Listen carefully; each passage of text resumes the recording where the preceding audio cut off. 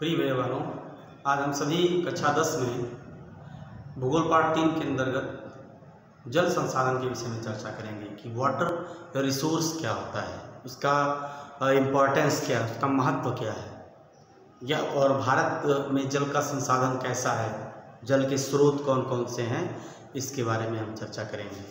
ठीक है। सबसे पहले जब हम बात करते हैं जल संसाधन की, तो जल आप जानते हैं जल के बिना जीवन संभव नहीं है।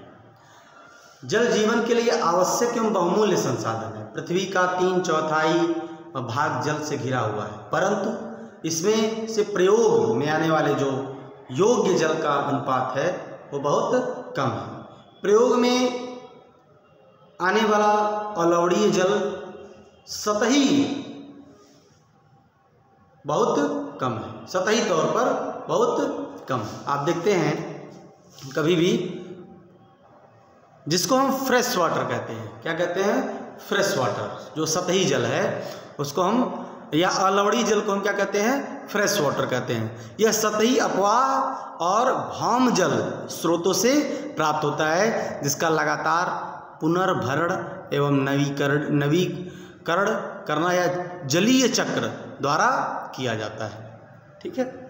इस प्रकार से हम जल का उपयोग अपने जीवन में करते हैं और उसको करके हम अपने जीवन को सुचारू रूप से व्यवस्थित तरीके से चला पाते हैं।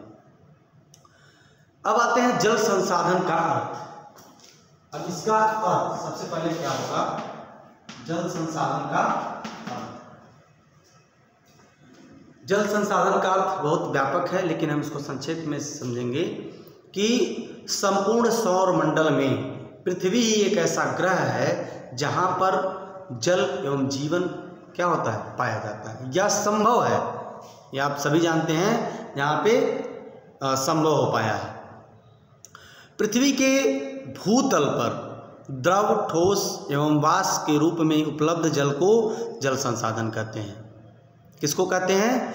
पृथ्वी के भूतल पर द्रव, पृथ्वी के भूतल पर द्रव, ठोस एवं वाष्प के रूप में उपलब्ध जल के स्रोत को या जल को हम क्या कहते हैं, जल संसाधन कहते हैं।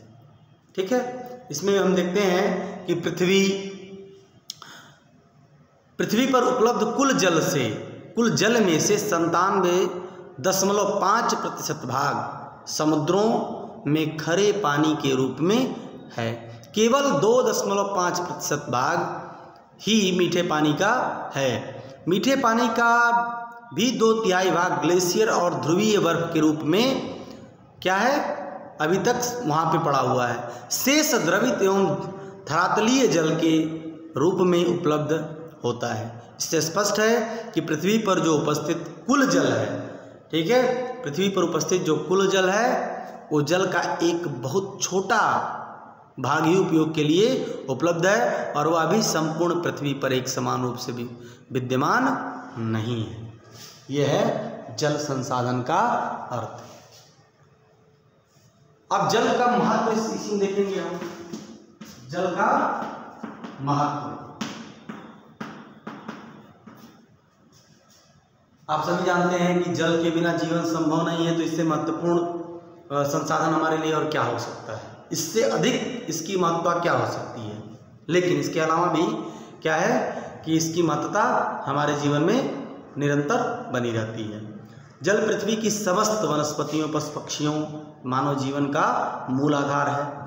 जल का उपयोग कृषि, उद्योगों, परिवहन इत्यादि कार्यों आदि ऊर्जा में किया जाता है। आप जानते हैं कि मरुस्थल तथा पर्यटन जैसे उद्योग तो पूर्ण रूप से जल पर ही आश्रित हैं, यानी कि जल के अलावा भी यदि हम किसी संसाधन का उपयोग करते हैं तो वह भी किस पे डिपेंड है, जल पर ही डिपेंड है।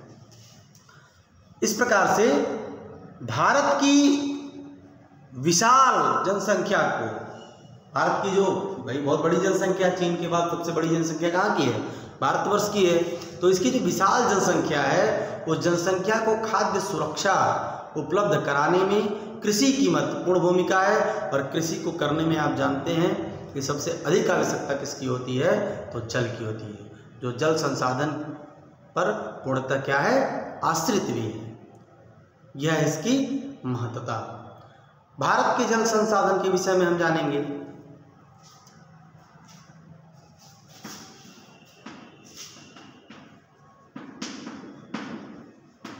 भारत के जल संसाधन, भारत के जल संसाधन के विषय में हम जब चर्चा करते हैं तो भारत में विश्व के कुल जल संसाधनों का 4% भाग ही उपलब्ध है। कितना प्रतिशत? 4% भाग ही उपलब्ध है। प्रत्येक वर्ष यहाँ वर्षा से लगभग 4000, कितना? लगभग 4000 घन किमी जल प्राप्त होता है, जिसका लगभग 1/3 भाग वाष्पीकृत हो जाता है तथा अधिकांश भाग अर्थात 45% भाग ढाल के अनुरूप बहकर झीलों, तालाबों, नदियों में चला जाता है। इस जल को धरातलीय जल अथवा सतही जल भी कहा जाता है। इस जल को क्या कहते हैं? भारत सतही जल या धरातलीय जल। हमने आपको बताया कि जो बारिश से, ठीक है, बारिश होकर के हमारे पृथ्वी पर आता है, वो क्या होता है? 45% जो जल का हिस्सा है वह किसी न किसी रूप में इधर उधर प्रवाहित हो जाता है। इस प्रकार से भारत में जल का वितरण है। जल को कुछ मात्रा की लगभग जैसे 22% मिट्टी में प्रवेश कर भूमिगत हो जाती है। यानी जल की जो बारिश के मौसम में जब जल जो आता है वह 22% तक, लगभग 22% जल क्या होता है? मिट्टी में भूमिगत हो जाता है। ठीक है, जिसे भूमिगत जल अथवा अधोभौम जल कहते हैं। क्या कहते हैं? अधोभौम जल। किस जल को अधोभौम जल कहते हैं? वह जल जो बारिश के समय, ठीक है, मिट्टी में प्रवेश कर जाता है और प्रवेश करके भूमिगत हो जाता है, उस जल को हम क्या कहते हैं? भूमिगत जल या अधोभौम जल कहते हैं। इस प्रकार से भारत में जल संसाधन का स्ट्रक्चर है। इस जल का 60% भाग सिंचाई के लिए उपयोग किया जाता है। इसमें अभी दे दिया है इसका लगभग 60%। यानी इसमें आप देखेंगे जो 4% कुल जल है विश्व का, उसमें से 4000 घन मीटर, 4000 घन मीटर, ठीक है। ये डेटा है कि 4000 घन मीटर क्या होता है? बारिश होती है जिससे हमको प्राप्त होता है। इसका 2/3 भाग वाष्पीकृत हो जाता है। क्या हो जाता है? वाष्पीकृत। अब 4000 का 2/3 कितना होगा? 4000 का 2/3 मतलब लगभग 75% भाग कितना हो जाता है? 75% वाष्पीकृत हो जाता है। ठीक है, 22% भाग, 22% क्या हो जाता है? मिट्टी में भूमिगत हो जाता है। ठीक है, तो 22 और 75 कितना हो गया? 97%। यानी जो 3% जल बचा वह 3% जल इधर उधर, ठीक है, अर्थात ढाल के अनुरूप बढ़ करके झीलों, नदियों में चला जाता है।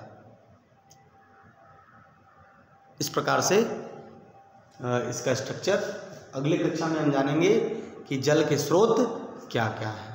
ठीक।